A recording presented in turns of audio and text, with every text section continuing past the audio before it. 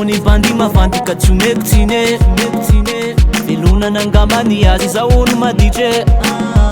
amy resaka vehivavy isanganina ite fomban'olo mararatsy bebe aza manava za tsy manao an'zany tsy mba fombako zany aza mitomany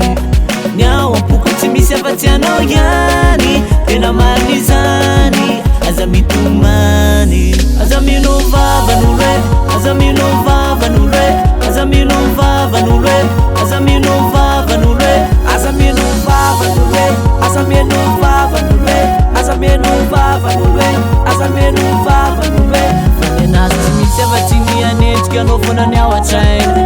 ny ao an-tsainy ny ao an-tsainy fanenasa tsy misy afa-tsy mianendrika anao foana ny ao an-tsainy ny ao an-tsainy ny ao an-tsainy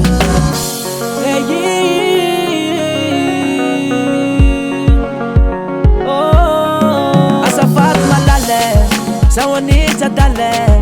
fomban'olo mampiadaka za manaiky abakaina am'zany za vedy amitaka anao za vedy anitsaka anao tsy misy langiriny toky zay nomeko anao e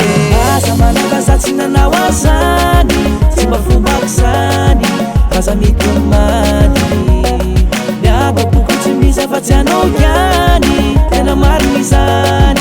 aza mitomany aza minovava n'olo e aza minovava n'olo e aza minovava n'olo e aza minovava n'olo e aza minovava n'olo e aza minovava n'olo e aza minovava n'olo e aza minovava n'olo e fanenasa tsy misy afa-tsy mianendrika anao foana ny ao an-tsainy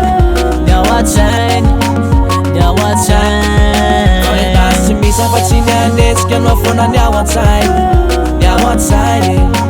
ny ao an-tsainy zavedy amitaka anao zavedy anitsaka anao zavedy amitaka anao zavedy anitsaka anao tsy misy langiriny toky zay nomeko anao e aza manaifa za tsy manao an'zany tsy mba fombako zany aza mitomany aza minovava n'olo e aza minovava n'olo e aza minovava n'olo e aza minovava n'olo e aza minovava n'olo e aza minovava n'olo e aza minovava n'olo e aza minovava n'olo e fanenasa tsy misy afa-tsy mianendrika anao foana ny ao an-tsainy